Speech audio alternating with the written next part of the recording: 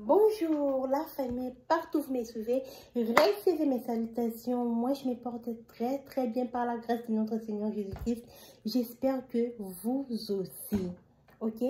Je présente toutes mes condoléances à toutes les familles qui sont éprouvées. Je présente aussi, je partage aussi la joie à tous les mondes qui sont dans la joie. Laisse que la paix du Seigneur puisse régner au milieu de nous, au nom de notre Seigneur Jésus-Christ. Sans plus tarder, nous allons passer de notre sujet du jour. Je vais parler sur le sujet de qui? De notre frère Mike Kalambay. Ok? Quelqu'un va me dire, pourquoi vous parlez toujours du frère Mike Kalambay? Pourquoi vous parlez des problèmes des gens? Pourquoi vous ne vous occupez pas de vos affaires?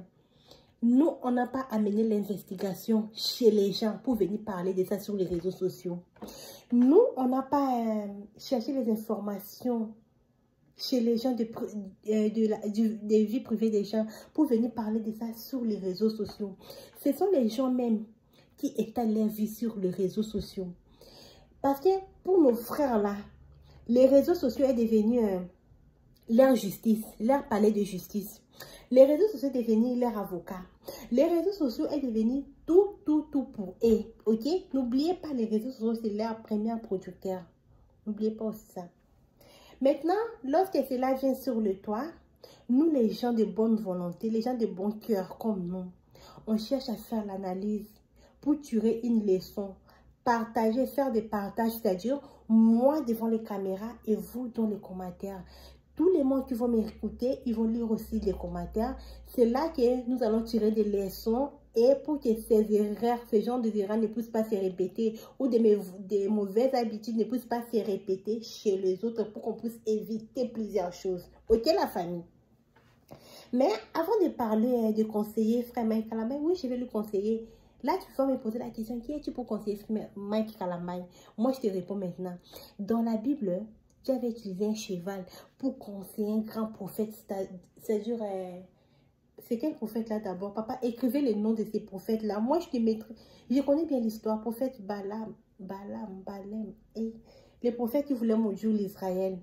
Dieu avait utilisé le cheval pour lui parler, pour lui conseiller. Combien de fois, moi, une belle création de Dieu, créée avec l'image de Dieu, Dieu m'a donné l'intelligence. Pourquoi je ne peux pas conseiller? Conseil numéro 1. Parlons du carrière du pasteur Mike Kalambay. Pasteur Mike Kalambay, c'est vraiment un frère que j'aimais beaucoup. Lorsqu'il fait l'adoration, c'est waouh. Lorsqu'il chante, ça vient du ciel, l'inspiration divine. Mais depuis que tu as commencé, tu es devenu pasteur, où sont partis tes chansons? Frère Mike Kalambay, depuis que tu es devenu pasteur, où sont partis tes chansons, tes inspirations? Toi-même, écoute un peu hein, les qualités des chansons que tu chantais avant. Et des chansons que tu es devenu pasteur, tu chantes. Ce n'est pas de la méchanceté, je juge personne, je fais ma discernement. Je donne l'exemple d'abord du pasteur Marcelo, ok? Pasteur Marcelo, c'est un grand prédicateur, personne ne peut ignorer. Pasteur Marcelo chante aussi. Lorsqu'il chante, c'est l'inspiration aussi. Mais on n'écoute pas ses chansons. Lui, il se retrouve dans la prédication parce qu'on sert Dieu avec les dons. On ne sert pas Dieu avec les talents. Avoir les talents, c'est bien, mais on sert Dieu avec les dons. C'est le don que tu as que tu peux servir Dieu avec. Pasteur Mike Kalambay, tu as les dons de chanter. Attendez, écoutez un peu les chansons qu'il chantait avant. Dieu des monts salis, la source d'aucune t'allie jamais aux ânes. À l'agneau. Écoutez ces genres de chansons, les qualités de ces chansons.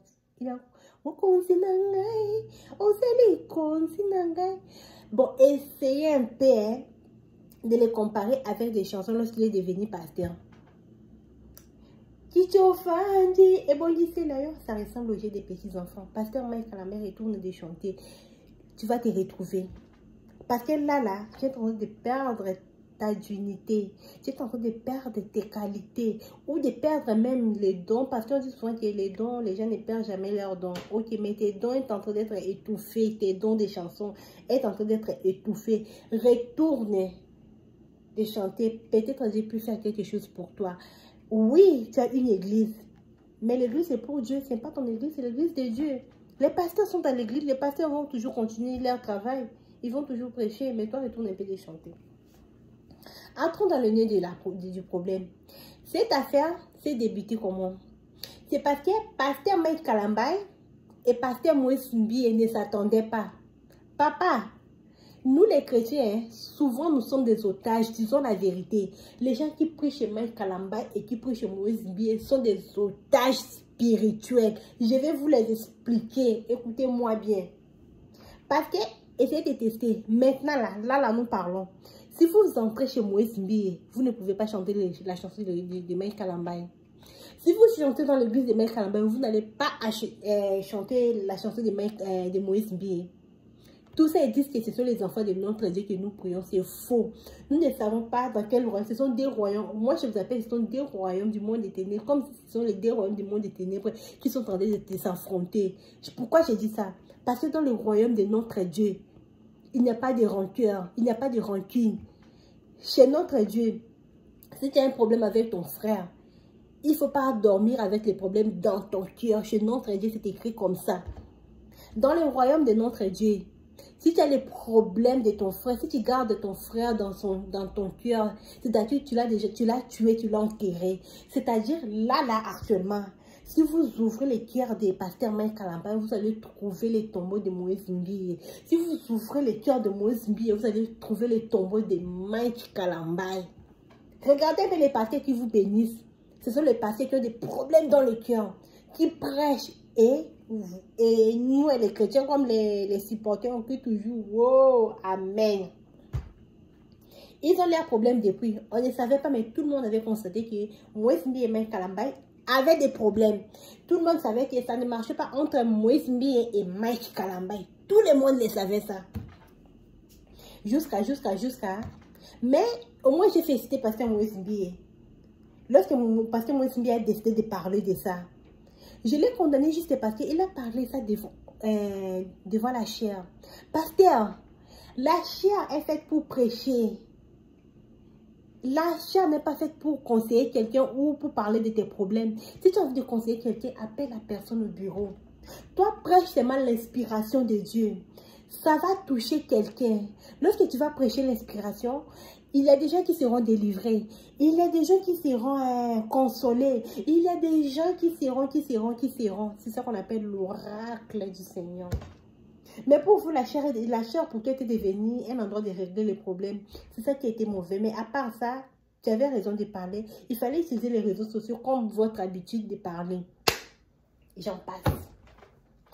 Après que pasteur Moïse Mbié a parlé, pasteur Mike Kalambay n'a pas laissé aussi les cadeaux à Moïse Mbié. Vous avez l'habitude de dire que pasteur Mike Kalambay ne parle pas. Qui ne parle pas? Qui ne parle pas?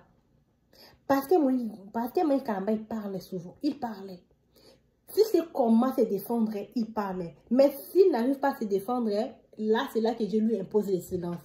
Regardez comment il avait répondu. Il a répondu à l'autre là, pasteur Moïse Mbié. Derrière mon dos.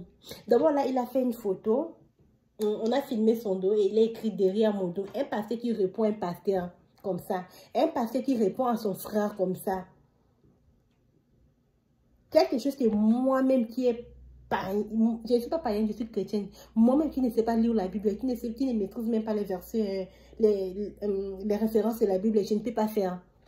Moi-même qui ai fait des références dans ma tête là, je ne peux pas faire ça. Mais quand même, Mike Kalambay avait répondu à Moïse Mbié comme ça, derrière mon dos. Il ne faut jamais faire mal à une personne qui t'a aidé ou qui ne t'a pas fait du mal. C'est ça. Donc, c'est-à-dire que pasteur Mike Kalambay était prête à faire la guerre avec Moïse Mbié sur les réseaux sociaux. Maintenant, tout d'un coup, tout d'un coup, Madame Zawad est sortie. Vous connaissez Zawad, non? Oui, tout le monde la connaît. Dès que Zawad sort, c'est là que Mike Kalambay a piqué une crise à Dallas. Mike Kalambay est parti à l'hôpital. On l'a amené à l'urgence, dans l'urgence à l'hôpital. Tout cela parce que Zawad était sorti. Il avait des bombes atomiques et Zawad devait parler. Il est parti à l'autre à l'hôpital. Dans l'hôpital, elle a laissé un message, non, à sa sortie. Il va tout expliquer. Mais comme Zawad n'avait pas laissé aussi comme ça, Zawad devait parler. Maintenant, la fille a parlé. Zawad parlait. Si Zawad était Mungala comme moi, on allait insulter tous les Bangalas. Non, les Bangalas sont toujours comme ça, mal éduqués. Non, les Bangalas sont des prostituées, les Bangalas sont comme ça. Mais la fille a parlé vraiment. Lorsqu'il est sorti, il ne savait rien à dire. Là, Dieu lui a imposé le silence. S'il n'a rien à dire là, Dieu lui impose le silence. Mais Dieu lui impose le silence. En attendant, il envoie les gens pour parler, les gens pour déformer les informations, les gens pour lui soutenir sur les réseaux sociaux. Et lorsque Dieu lui impose le silence, il cherche la face du Seigneur. Il est toujours comme ça. Mais comment c'est... Je ne sais pas, hein. En tout cas, la personne qui a créé l'Internet, là, la personne a réussi. La personne a réussi son Internet. Donc, lorsque toi, tu pries, tu cherches la face du Seigneur, il faut qu'on te filme comment tu pries, comment tu pleures. Parce que lorsque Mike Kamba avait les problèmes, avait les problèmes avec l'autre là, sa femme Péniel. Mike Kamba, oh là là, j'ai dépassé 10 minutes. Hein. Wow, je ne voulais pas faire plus de 10 minutes, ok? Je ne voulais pas faire plus de 10 minutes, excusez-moi. Je vais conclure vite, ok? Je vais conclure ici. Donc, lorsque Mike Kamba a des problèmes, lorsque toi tu cherches et tu fais des repentances, tu cherches la face du Seigneur, il faut qu'on puisse te filmer. Il faut qu'on puisse te filmer. Directement, il n'a pas encore fini la repentance. C'est là que Péniel est sorti avec des dossiers pour démentir des choses que Mike Kamba avait dit à propos des enfants. Directement, là, il a coupé la repentance avec Dieu. Maintenant, il est sur les réseaux sociaux pour se défendre. Donc, il a coupé la repentance, ses repentances qu'il faisait avec Dieu. Pour venir répondre à un Péniel. Nous, on est en train d'observer, ok? On regarde des choses là. Il faut qu'on puisse tout parler. Parce que tout ce qu'il a dit, tout ce qu'il dit, Péniel ne laisse pas cadeau. Sur l'Instagram, Péniel dément tout ce qu'il dit. À la minute. Péniel dément toujours. Ne laisse pas cadeau. Péniel vient même avec des preuves. Mais nous, on est en train de regarder jusqu'à la fin qu'on va parler, ok? Merci la famille. Likez des vidéos, s'il vous plaît. Abonnez-vous si vous n'êtes pas encore abonné. Abonnez-vous, ça me fera énormément de plaisir. Laissez un commentaire, votre pensée. Attention, parlez-moi, critiquez-moi quand vous voulez, parce que nous sommes des êtres humains. On peut se dérouter, on peut faire du mal, on peut se dérouter aussi. Donc, ramenez-moi sur le chemin si j'ai mal parlé, ok? Merci à vous tous, je vous aime.